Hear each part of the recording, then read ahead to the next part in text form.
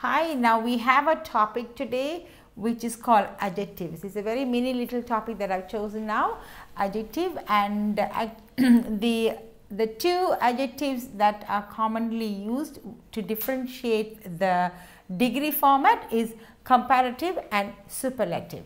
Now let me go into the example directly so that you understand what I mean by it. David is taller than Simon in the class. So when you are comparing between two people, David is taller than Simon. But here the superlative degree format is John is the tallest in the class. So there is a class of boys or class of group of children there in the class, and between the comparison between David and Simon, David is taller. But when you compare the whole class, John is the tallest in the class. So this is like tall, taller, tallest. So here David is tall, but he is taller than Simon, but John is the tallest among the class. Second example, Mike is smarter than Paul. William is the smartest among all. So there is like Mike is smart, but he is smarter than Paul. So Paul is smart, but Mike is smarter than Paul, but William is the smartest among all. So it's smart, smarter and smartest. Anita is younger than me. Susan is the youngest in our family. So like Anita, I am there, but Anita is younger than me, but Susan is the youngest in the family. So it's young, younger, youngest, and small, smaller, smallest, tall, taller, tallest. So there's loads more comparison like this in the website as well again, and you can go and look into it, and it's called the comparative adjective and superlative adjective. Okay, the previous exercise we did a comparative adjective exercise where we had two people to compare the statement. So for example, David is taller than Simon. So I had David and Simon to compare who is taller, and this one was better than that one. But here in one sentence, for example, I am feeling happier now. Now that means I am feeling happier now. So what was I before? I was not happy before. So I know we don't need to say that I was not happy before, I am feeling happier now. So there is no need for it to be in an elaborate way like that to show my mood of now.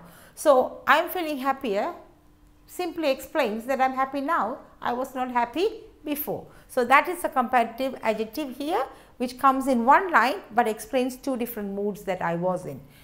We need a bigger garden. That means the garden we have is big, but we need it bigger.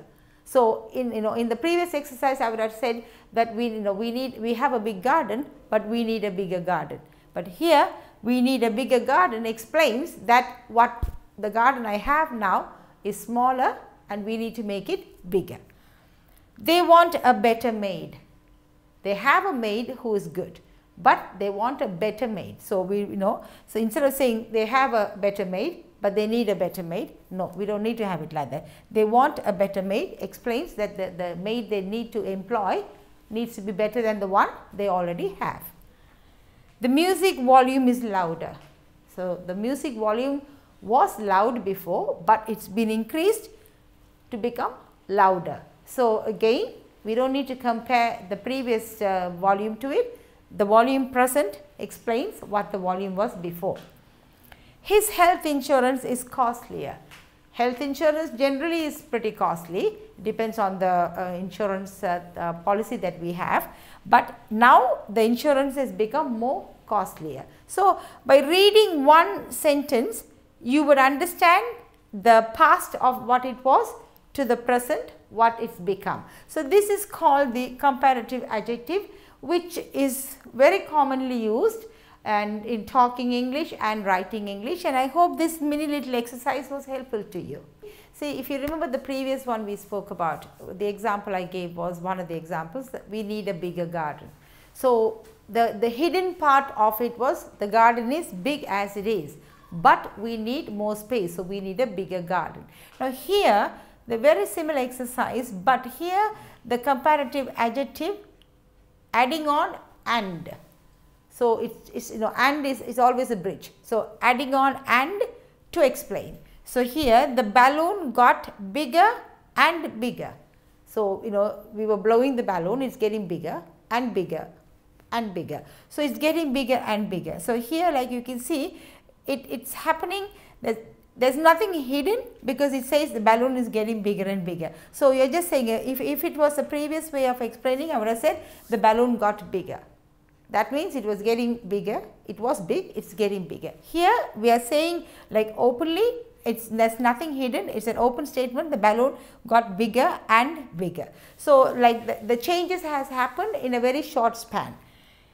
Same thing here, everything is getting more and more expensive.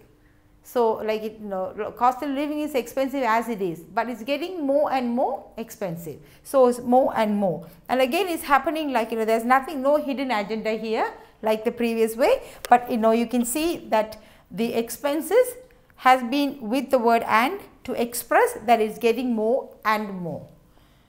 He is looking older and older. As it is, he is looking older. But now he is looking older and older. So, that means like, he's aging fast. So, you can see that, there's no hidden, but the same way it's explaining in more elaborate way the changes that's happening. Here the balloon is getting bigger. So, in an elaborate way it says bigger and bigger, getting more and more expensive, looking older and older. So, this is with the word and the comparative adjective, how things have been expressed by using one word and to link the expression of what's the changes that's happening. So, I hope that you have understood the comparison of comparative and superlative adjective and the hidden agenda of comparative adjective and the sentences using the and word to express the changes. So, I hope this little exercise was useful to you and you have learned something from it. Bravo, easy to learn English grammar, and thank you so much for watching, and I will see you in the next episode. Thank you.